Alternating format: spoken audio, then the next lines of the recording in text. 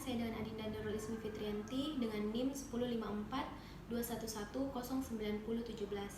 Nah, di sini saya akan melakukan prosedur pemeriksaan forensik, yaitu fotografi forensik dan deskripsi luka. Nah, jadi yang pertama itu persiapan alat dan bahan. Nah, jadi yang pertama itu terdapat dua handscoon steril, dan juga terdapat label identitas pasien yang besar untuk full body dan yang kecil untuk close up. Terdapat alat tulis menulis, terdapat penggaris untuk mengukur, bisa juga menggunakan meteran. Terdapat juga kartu identitas pasien, bisa menggunakan KTP dan bisa juga menggunakan SIM. Terdapat sketsa tubuh, lampiran sketsa tubuh atau body card. Nah, di sini harus mencantumkan nomor SPV, nomor registrasi kasus, nama korban, umur, tanggal pemeriksaan, dan waktu pemeriksaan. Nah, dan selanjutnya untuk pemeriksaan administrasi itu menggunakan surat penyidik dari penyidik, berkas identitas pasien atau korban. Di sini terdapat nomor kasus register, nomor SPV, nama, tanggal lahir, jenis kelamin, pemeriksaan, tanggal pemeriksaan, dan waktu pemeriksaan. Sekian dari alat dan bahannya. Selanjutnya adapun skenarionya, yaitu seorang perempuan 17 tahun datang dengan keluarganya ditemani oleh penyidik, membawa surat keterangan visum untuk dilakukan visum, dan kemudian diduga korban telah mengalami penganiayaan di Jalan Pelita Taborong, dan penyidik meminta dokter untuk melakukan pemeriksaan luar terhadap korban dan dimasukkan ke dalam surat et repertum. Nah, jadi pada surat et repertum ini juga harus dilakukan pengecekan apakah sesuai dengan nomor SPF, dengan apakah terlihat lengkap institusi yang mengeluarkan, apakah juga tanggal dan tempatnya sesuai dengan nomor SPF. Yang ketiga itu kita juga lihat institusi rumah sakit tujuan, dan melihat juga identitas pasien apakah sama dengan identitas di nomor SPF. Di sini juga terdapat tindakan yang diminta. Di sini tertulis mohon diadakan pemeriksaan medis atau pengobatan serta perawatan atas orang tersebut serta dibuatkan visum et repertum. Nah, di sini juga penting untuk tercantumnya penyidik yang menyidik serta dokter yang memeriksa.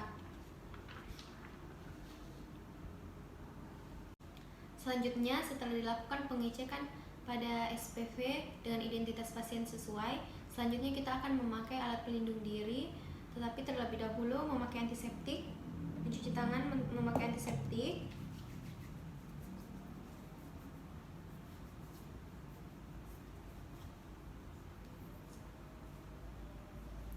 Setelah itu memakai handscoon steril.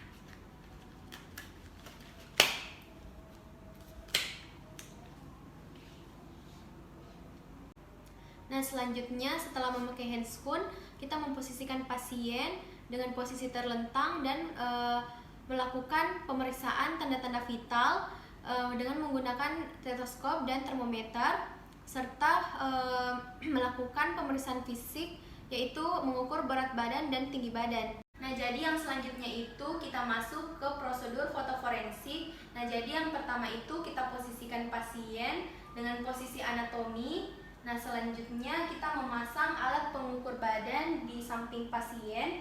Nah, setelah itu juga terdapat label identitas di bagian perut pasien, bisa bisa juga diletakkan di bagian kepala pasien. Dan di dalam label identitas pasien ini terdapat nomor registrasi, nama dan umur korban, terdapat tanggal dan waktu pemeriksaan. Nah, setelah itu kita melakukan pengambilan full body di depan korban 90 derajat tegak lurus. Setelah itu kita foto 1, 2, 3. Nah, setelah itu foto full body ini dia mencakup seluruh bagian tubuh pasien dari ujung kepala sampai hingga ujung kaki, dan terdapat label identitas dan juga pengukur tinggi badan. Nah, setelah itu kita masuk ke bagian foto regional. Di bagian foto regional ini kita amankan dulu kain yang menutupi bagian luka. Nah, setelah itu kita melakukan foto dengan meletakkan label identitas juga. 1, 2, 3. Nah, foto regional ini mencakup seluruh bagian luka dan selanjutnya masuk ke bagian foto close up. Foto close up ini juga sama dengan foto regional, posisinya cuma dia agak lebih dekat. 1, 2, 3.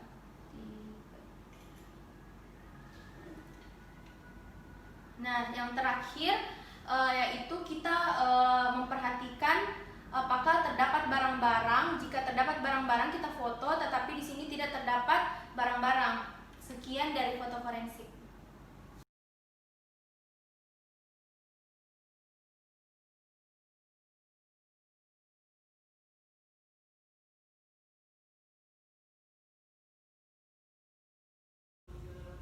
Nah, jadi selanjutnya di sini saya akan melakukan prosedur deskripsi luka. Nah, jadi yang pertama itu kita mengidentifikasi luka.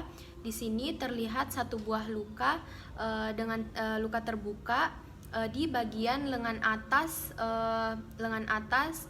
regio lengan atas, bagian lateral. Setelah itu kita mengukur panjang luka. Di sini panjang lukanya 15 cm. Setelah itu kita ukur lebar lukanya. Di sini terlihat 2 cm. Setelah itu kita ukur luka pertama ke bagian siku. Di sini terlihat 21 cm. Setelah itu kita ukur jarak luka kedua, luka di bagian bawah ke siku. Di sini terlihat 7 cm. Nah, setelah itu kita lihat di sini tidak terjadi absis dan ordinatnya tidak terlihat. Nah, setelah itu kita identifikasi batas lukanya di sini tegas dan tepi lukanya di sini rata, dan tebing lukanya ini dia terdiri dari jaringan, otot dan lemak serta kulit. Setelah itu kita lihat ujung dari lukanya ini dia itu runcing, tidak tumpul, dan terlihat warna kecoklatan pada daerah bawah luka. Nah, setelah itu kesimpulannya, diagnosisnya ini dia terdapat satu buah luka terbuka. Analisis penyebabnya ini dia trauma tajam, dan untuk penilaian derajat lukanya ini derajat luka sedang. Sekian dari deskripsi luka. Nah, jadi selanjutnya di sini saya akan melakukan dokumentasi pada lembaran sketsa tubuh atau body card yang akan disesuaikan pada lembaran nomor SPV. Nah, jadi di sini kita sesuaikan dulu nomor surat permintaan visumnya.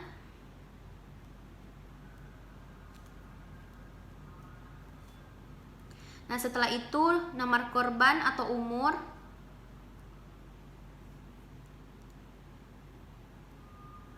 Umur 17 tahun. Setelah itu nomor registrasi kasus.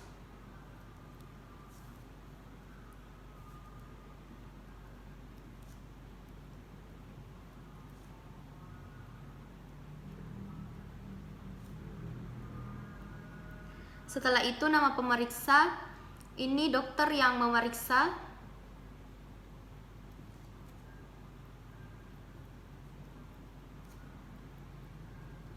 Setelah itu nomor identitas pemeriksa. Setelah itu tanggal pemeriksa tanggalnya 10 November 2020 dan waktu pemeriksaan 21.00 WITA.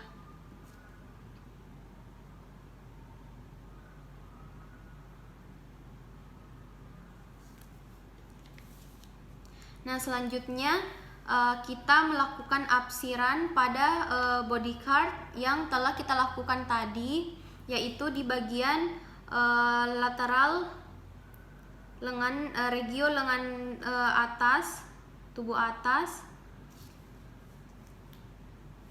Setelah itu kita tuliskan panjang lukanya, yaitu 15 cm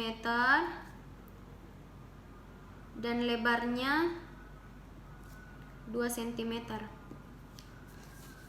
Nah, setelah itu kita lampirkan salin kembali pada surat keterangan visum et repertum